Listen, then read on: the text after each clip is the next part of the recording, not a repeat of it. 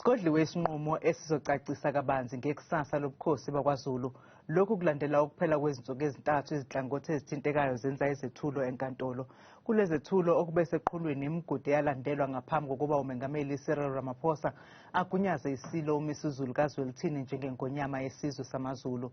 Ijaji Norman Davis uthe uzodinga isikhathi ukucubungula isinqumo ngoba uyabuqonda ubumqoka baso ebukhosini bakwaZulu kanye nasesizweni sonkana.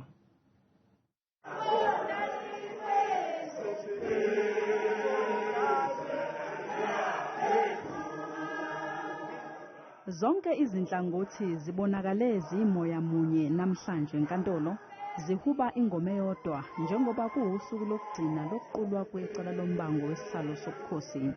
Abantwana basendlunkulu bafuna ukuthi kuqalwe phansi yonke into. Bathi abanikezwanga ithuba lokuziqokela bona isilo. Bathi ngisho nencwadi yabhalwa isilo ungangezwe lakhe kanye nendovukazi uManfombi yayibeka kucace ukuthi baphakamisa ukuthi kube ubani ozongena kulesi sihlalo, hayi ukuthi ke loyo muntu wayeseqokwe njengesilo.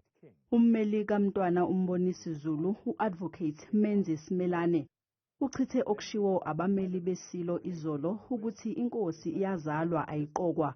Wacela ukuba sihoxiswe isinqumo sikaMengameli njengoba senzeka abantwana besazilile. The meeting of the family to take a final decision had not yet taken place because it was overtaken by all the other events.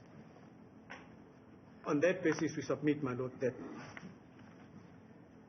the custom must remain the way it is, and in setting aside the decision of the President because the proper processes were not followed.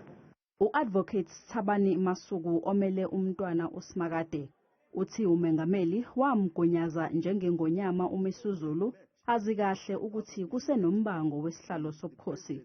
Uphakamisa ukuthi kubukezwe lokhu. Look at the President's decision and then walk backwards and ask yourself, has the President acted in a way that is lawful? And the answer to that, as far as we're concerned, is that the President has acted unlawfully by recognizing the second respondent as the king. Ibamba lobukhosi bakwaButhelezi lithi abantwana basebancane kakhulu ngokweminyaka abanalo ulwazi lokuthi isilo siqokwa kanjani. Some of other people are new in these issues. They're coming in 90s. They don't know nothing about this. For nominating or whatsoever to elected, they don't know about it. Ijaji lithe lisazocubungula zonke izethulo ezenziwe izinhlangothi ezithintekayo njengoba lesi sinqumo simqoka kubukhosi bukaZulu nakuningizimu Afrika. The Amazulu people and indeed all parties to this litigation are entitled to a proper consideration of the matter. This will include a deep and intensive reflection on all the evidence placed before the court. And the result of that is then that judgment will be reserved until a later date. Isinqumo ke sigodlelwe Usuku Olungaziwa.